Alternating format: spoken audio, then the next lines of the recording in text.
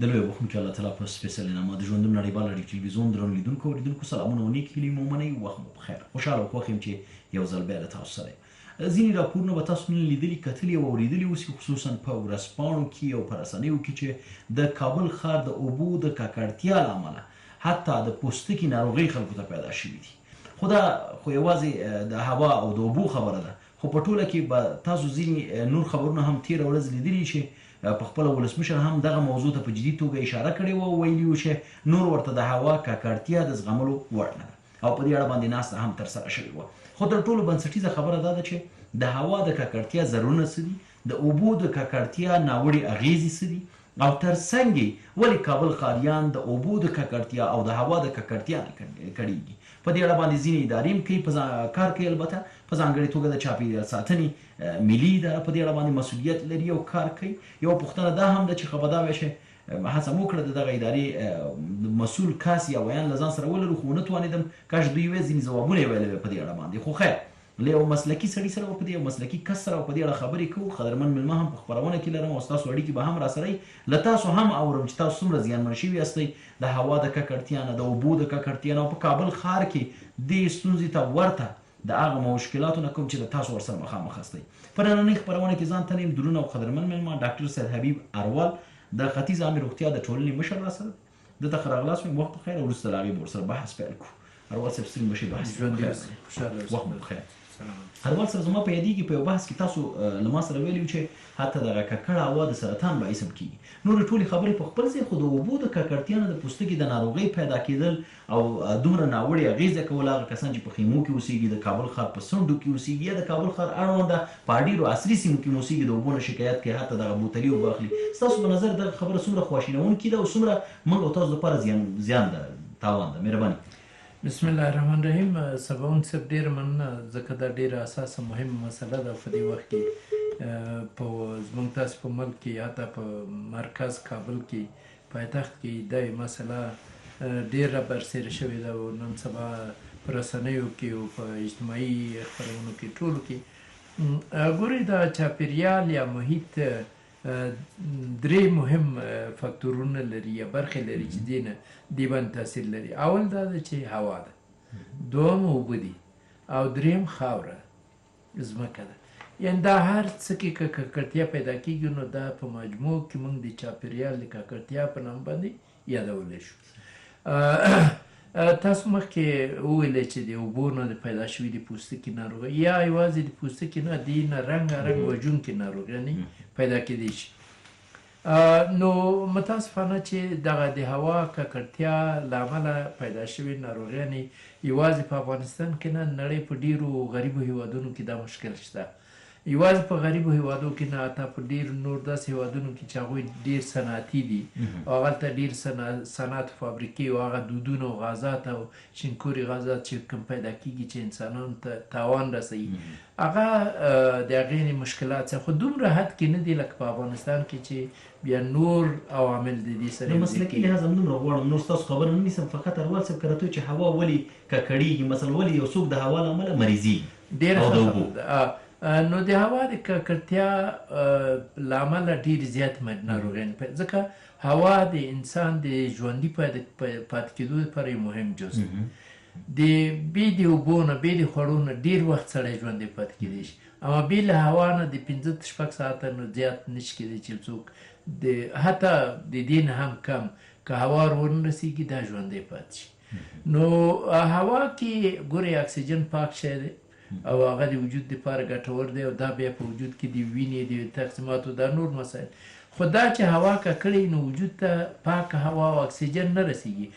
او ککړ غازونه، هغه غازونه چې انسان وجود ته تاوان رسوي لکه د اوزون نه نیولې کاربن ډای اکساید، کاربن مونو اکساید او نایتروجن، داسې نور غازونه دي چې هغه د انسان د ناروغیو سبب کېږي، دا انسان وجود ته داخلېږي. او دا هوا تاسو ویلې څنګه ککړېږي نو دې خو ډېر لامل نه دی. ګورئ په یوازې په افغانستان کې وروستي تحقیقات داسې ښیي چې په هر کال کې تقریبا 52,000 کسان د هوا د ککړتیا له امله خپل ژوند د لاسه ورکړي په افغانستان کې. د کابل په ښار کې یوازې د 3,000 په شاوخوا کې کسان، حتی تر دې هم ډېر د هوا د ککړتیا له امله خپل ژوند د لاسه ورکوي. همدا اوس که تاسو روغتونونو ته لاړ شئ، که تاسو وګورئ د ناروغانو په ځانګړې توګه د ماشومانو ناروغانو تعداد یا شمیر ډیر زیات شوی دی او یو عمده وجه عمده تاثیر د هوا ککړتیا ده. د هوا د ککړتیا له امله غټان او ماشومان، خو ماشومان ځکه زر اغېزمن کېږي چې هغوی د وجود موږ په اصطلاح هغه ایمونټي یا هغه مقاومت او هغه وجود چې کوم قوت لري هغه کم وي، ضعیف وي د میکروبونو په مقابل کې، د ککړتیا په مقابل کې، نو هغه زر اغېزمن کېږي. نو دا د دې له امله سببون صرف د هوا د ککړتیا له امله او همدارنګه د اوبو. خو دا یو شی کېدای شي چې بعضې ناروغیان دي چې دواړو د ککړتیا له امله کېدای شي پیدا شي. بعضې ناروغیانې دي چې هغه په اوبو پورې ځانګړې توګه باندې تړاو لري او بعضې داسې ناروغیان دي چې هغه یوازې د هوا د ککړتیا له امله پیدا کېږي.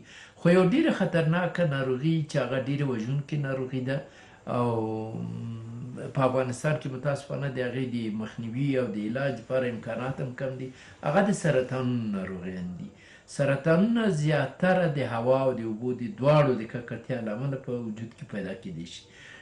همدا اوس یعنې دا چې اوس موږ وایو چې یوازې د سګرټو چلمو نسوار د څکول چې دا هم د هوا د ککړتیا یو لامل دی. د دې له امله 30 ډوله سرطانونه پیدا کېږي. د دې پخوا کې په افغانستان کې د څو لاملونه دي او بیا خصوصا د ژمي په موسم کې چې زیاتېږي. اوس تاسو وګورئ په ژمي کې هوا یخېږي، د ډبرو سکارو نه استفاده کېږي د اور د کور د ګرمولو لپاره، د اور بلولو لپاره.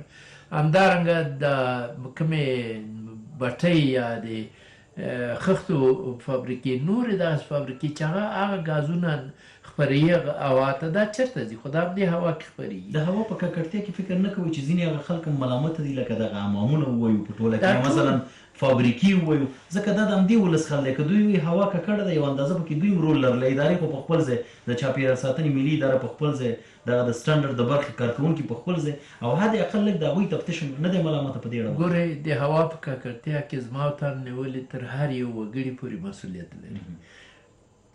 ګور د بېلګې په توګه که چېرته یو څوک د خپل د کور مخه پاکه ونه ساتي نو دا د هوا د ککړتیا سبب کېږي.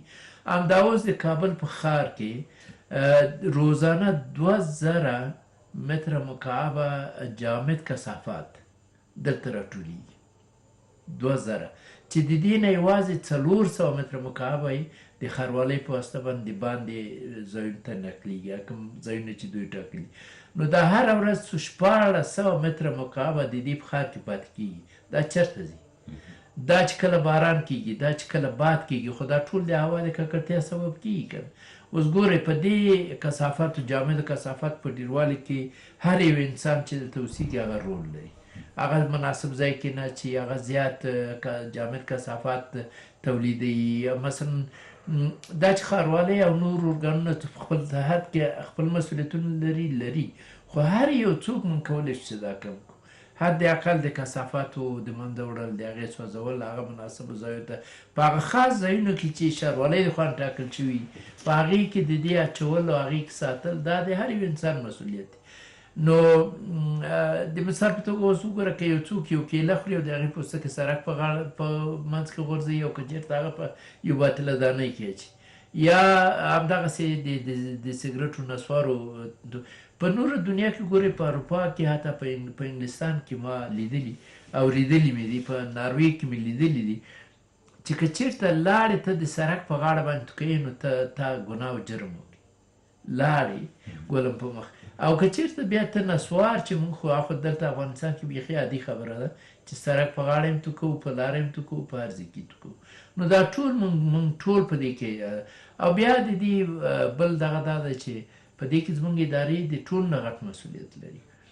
اوس ګورئ د چاپېریال د ملي اداره، چاپېریال ساتنې ملي اداره، دا ډېر غټ مسؤلیتونه لري، غټ کارونه لري. دوی د نورو ادارو سره په همغږۍ او هماهنګۍ کې باید په دې کې لا چټک ګامونه واخلي. فکر نه کوي دوی د دې په ځای چې ګام واخلي په ککړتیا کې ګام اخیستل شوی دی او هوا ورځ تر بلې ککړه شوې هوا د همدغه وجه ده چې ولسمشر هم نن سبا دې ادارې ته ټولو مربوطه ادارو ته ورنه راضي نه برېښي او وایي چې دا د منلو وړ نه ده.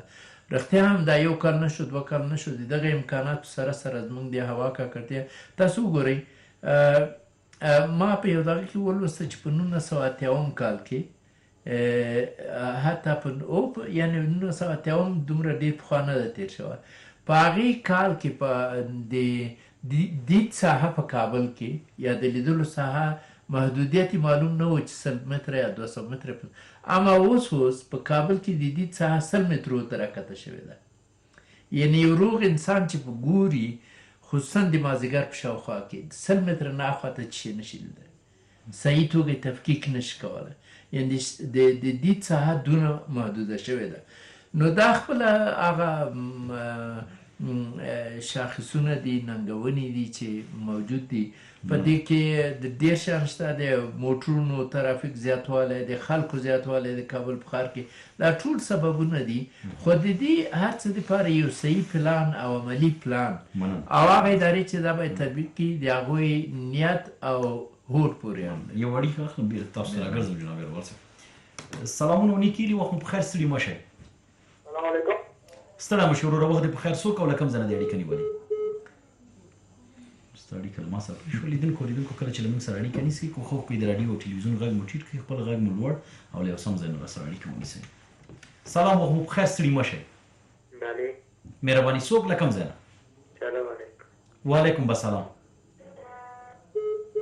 ستا اړیکه هم پرې شو. نو یو بل چانس به هم تاسو لیدونکو ته درکړم، ځکه چې نن له موږ سره واتساپ شته. که تاسو کومه پوښتنه، نظر او تبصره لرئ کولی شئ راسره شریکه کړئ. سلام، وخت مو په خیر، ستړي مه شئ.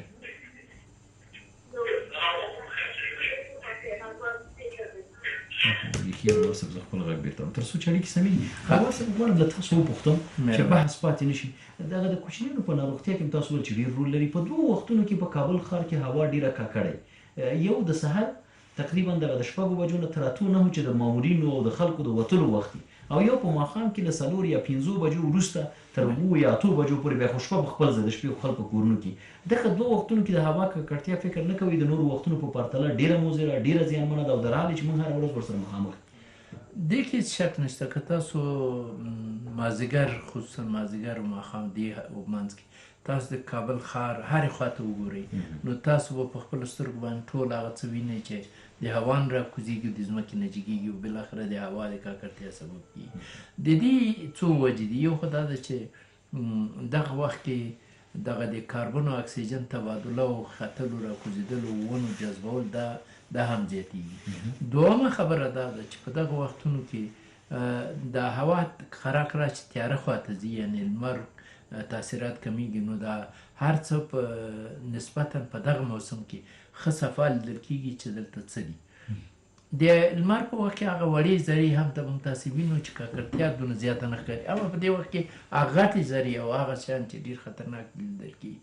نو همدې وخت سړی احساسولی چې کابل هوا څومره خطرناکه ککړه ده هوا ده.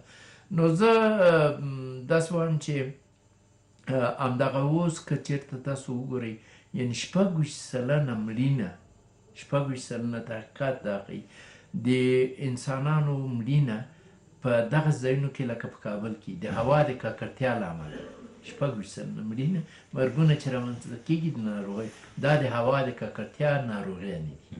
نو دا ډېره غټه کچه ده. که چېرته په یو ځای کې مثلا یو عادي ناروغي پیدا شي او داسې اني وي، خلک دا کوي چې څنګه وشو، اما دې ته متوجه نه یو. موږ 2 شیان ډېرې پټې سونامیانې موږ ورته وایو. پټې سونامي دي چې په افغانستان کې روان دي او دې ته موږ جدي توجه نه لرو. یوه د هوا ککړتیا چې دا ډېره پټه سونامي او په روزانه په سلګونو خلک وژني، او دویمې ترافیکي حادثات دي. په ډېر تعصب سره چې ترافیکي حادثاتو نه موږ روزانه دومره کسان د لاس ورکوو وژل کېږي چې اندازه نه لري، یا معیوب کېږي او معلول کېږي، او یا دا چې څومره ضرر ورته اقتصادي رسېږي دا خو ډېر. نو دا ټول هغه مسایل دي. دا د هوا د ککړتیا زموږ په اقتصاد باندې هم ډېر تاثیر لري. څومره کسان چې ناروغه کېږي د موږ په اقتصاد باندې دا یوازې ده نه چې او ترڅنګ د دوايانو د دوا د ټیټ کیفیت نه خلک ډېر شکایت کوي اروال صاحب حتی چې مریض ورشي یعنې یو کوچنی به 4 وارې ډاکټر ته ورولي په هر سټیپ کې چې ورځي د هغې نه بدترېږي د دې په ځای چې ښه شي.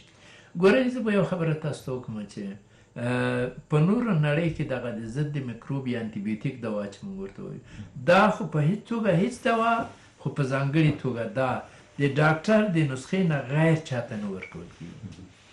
اما اته ما په یو ځای کې په جاپان کې مې په کار وه چې څه دوا واخلم یو دواخانې ته چې ورغلم ما ته وایي چې نسخه که نه د ډاکټر ما ورته زه خپله ډاکټر یم ویل نه ما ته سند نشته دغه به راوړي سند به راوړي یعنې دونه هغوی اساس دی که نه د دې کار په اما موږ په افغانستان کې دا مشکل لرو او یو مشکل چې موږ ولې زموږ ډاکټران انټي بیوټیک یا ضد میکروب زیات استعمالوي د دې وجه دا ده چې هوا ډېر ناپاکه ده دلته د هغه هېوادو غوندې پاکتیا پاکوالی نشته یعنې دا خلک حساس شوي دي خلک د دواو په مقابل کې نو دوا انټي بیوټیک ضرور یو دې کې د ډاکټرانو زیاته ګناه نشته خو د خلکو ګناه دا ده چې په خپل سر باندې انټي بیوټیک اخلي یا دواګانې دي به د دوکانونو نه اخلي یا د دواخانو نه اخلي خپل سر خو یې اخلي اول سر تاسو به وایي داسې خلک به یې د یو خبرې نه که سترګې پټې نه کړو چې یوه میاشت مخکې دواخانه جوړه کړي یو کال بعد 2-3 منزله کوري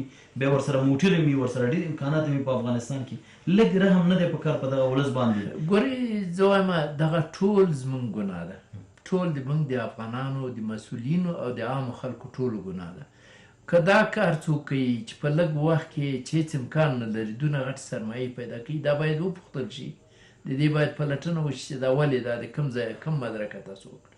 دویمه خبره دا ده زما مطلب دا ده چې عام خلک یعنې زیات دي او هغوی هر یو د خپل ماشوم د خپل کورنۍ په حصه کې زیات مسؤلیت لري چې دوی په خپل سر دوا وانخلي او بل دا مسؤلیت هم دی د وزارت تجارت وزارت اقتصاد وزارت د امنیت ډلو د وزارت صحت عامې چې ولې بې کیفیته دواګانې افغانستان ته راځي خو په دې کې د ټولو مسؤلیت شته ټول باید خپل مسؤلیتونه ادا کړي او متاسفانه چې موږ په افغانستان کې ډېر کلونه پخوا ډېرې ښکلې خپلې فابریکې درلودې وخیست دواخانې دوا جوړول فابریکې نوم به تاسو اورېدلی خو اوس هم شته شروع شوي دي خو په هغه اندازه نه چې موږ په خپلو خپو ودرېږو نو امیدوار چې وخت داسې راشي چې دلته موږ خپله دوا با کیفیته دوا ولرو او حتما زه یو اړیکه اخلم تاسو به یو غړپ چای واخلئ خو خدای وکړي چې دا ځل اړیکې له ما سره ټینګې شي. سلام وخت مو بخیر ستړي مه شئ که زما غږ لرئ مهرباني وکړئ څوک له کوم ځای نه وعلیکم السلام څوک له کوم ځای نه لږ مریض یم وروره مهرباني اوس ښه شوی یم انشاءالله تاسو څوک او له کوم ځای نه مو اړیکه نیولې ستا غږ موږ ته په سمه توګه نه راځي اړیکه د موږ سره پرې کېږي لیدونکو اوریدونکو فقط کله چې اړیکه نیسئ نوم د ولایت نوم او وروسته له هغې هغه پوښتنه چې له تاسو سره د نومونه یې مطرح کړئ. سلام وخت مو بخیر ستړي مه شئ اړیکه هم پرې شوه نه پوهېږم چې نن په اړیکو کې څه ستونزه ده چې اړیکې له موږ سره پرې کېږي په دې هیله چې نورې اړیکې پرې نه شي او ستاسو اړیکې له ځان سره واخلم. سلام وخت مو بخیر ستړي مه شئ السلام علیکم ورور جوړ تکرار صاحب مخیره بخیر مهرباني وکړئ صاحب څوک له کوم ځای زاهد خان روغ لیونی خبرې کوم ورور تاسو خپله ښې مهرباني ما زړه و چې درته ووایم چې روغ لیونی صاحب ستړی مو شي خپرونې ته خو بیا لږ مشکوک شوم ځکه دا 2 ورځې مې د غږ نه و اورېدلی مهرباني ورور پوښتنه دې راسره شریکه کړئ مهرباني نظر مو راسره شریک د هوا د ککړتیا اوبو د ککړتیا غوښتل مې چې زه د څېړنه د دولت ته سخت قانون عملي کړي او دولت دا هم نه دولت ته کار چې قانون نه ټاکي او عملي کولو کې نظر ونه لري باید قانون عملي شي. عمامیان دغه د کیفیته تیل موټر چې کوم دود کوي ښار خرابوي نو دې ته پکار ده چې دا ممکن بند کړي نو هېڅ دې ته اړتیا نشته چې د ښار ککړتیاو کې مداخله وکړي مطلق حمامیانو ته چې دا کوم حمامونه په ښاري ښار کې دي دې ورته اطلاعنامه ورکړل شي یا عریضه ورته نوشته شي په چوک کې په جوماتونو باندې په دوکانونو باندې په چوکونو کې ورته نوشته شي چې نور دغه ربړي توکي سوځول ممنوع دغومره جرم دغومره قید دغومره سزا دولت چې کله دا وکړي نو دا ټولو ته بهتره معلومه ده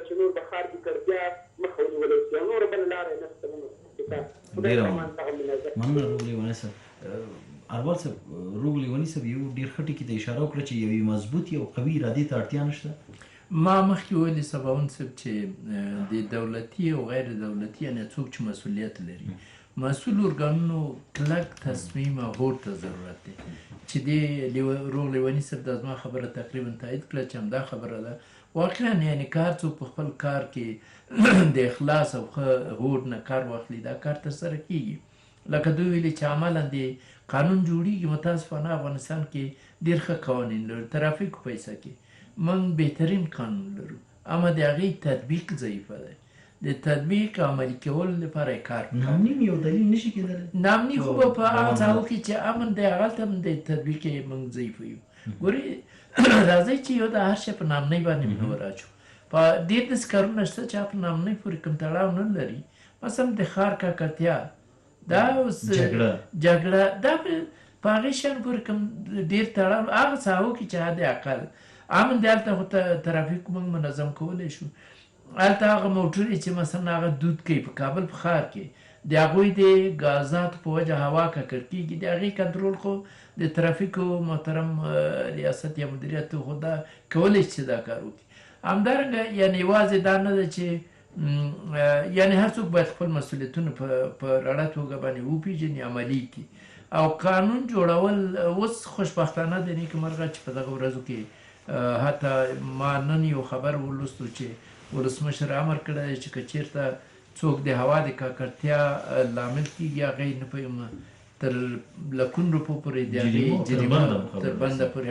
نو که دا کار عملي شي او په خلکو باندې یوازې دا نه اوس ګورې په کورونو کې په چا عملي شي. اوس یو سړی هوا ککړی هغه د ولسي جرګې غړی دی برحال شهادت لري فرض مثال اوس هغه سره امکانات دا هم شته هغه ته ضرورت هم قضایي مسؤلیت هم لري.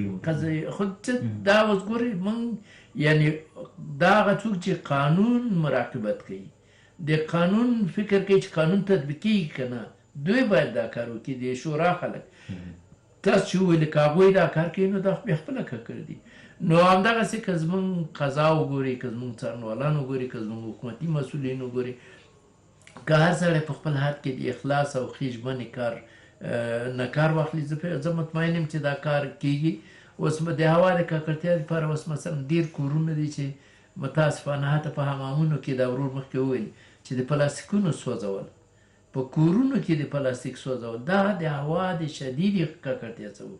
ګورې یو د لرګي لوګی دی یو د ډبرو سکرو او بل هغه لوګی دی چې هغه د پلاستیک نه پیدا کېږي نو هغه ډېر خطرناک وخت راسره ډېر کمیږي. فکر نه کوئ یاروال صاحب چې د حمامونو ګڼوالی په کابل ښار کې یا تر څنګ د ځینو فابریکو چې د هوا د ککړتیا سبب ګرځي او هغه مشابه فابریکې ډېر اسانه نه ده حکومت ته دغه کار چې دغه کار مخنیوی وکړي حد اقل عوام ته اندازه وټاکي چې په دومره ساحه کې د عوامي ځکه اوس هر سړی په کور کې اوبه لري او ګرمي هم لري صاحب نور امکانات هم لري کولی شي اوبه هم ځان ته ګرمي کړي پخوانی یعنې ما مخکې هم دا عرض وکړی چې که حمامون هر شي ته موږ لایحې لرو خو هغه لایحه که تطبیق شي په تعصب سره که دا تطبیق شي دا هر څه ګلي ګلزار کېږي.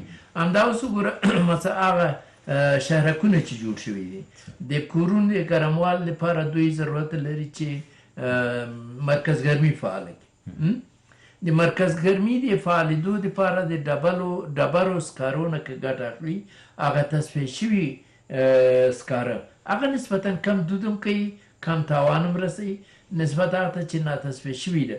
که چېرته حکومت په دوی باندې دا حتمي کړي چې دوی باید د هغه ډبرو سکرو نه کار واخلي چې کوم تصفیه شوي یا مثلا په حمامونو کې څوک نشي کولی د دغه شیان دا ټول هغه څه دي چې ما مخکې ویلې که ټول سره لاس ورنه کړو په دې کار کې موږ کامیاب موږ ایماني او وجداني مسؤلیت باید ادا کړو. ډېره مننه لیدونکو او لیدونکو وروستۍ خبره مې دا ده چې موږ ټولو ته پکار دي خپله ایماني او وجداني دنده ادا کړو حد اقل د هوا په پاکوالي د اوبو د ککړتیا په مخنیوي کې خپل اغېزمن رول ولوبو او که موږ ټول یو موټی او یو لاس شو او دغه ژمنه نه نکړو کېدای شي وروسته له دې دغسې ککړه هوا او ککړې اوبه ونه لرو. مننه له تاسو خپرونه همدومره تر بیا ښې چارې.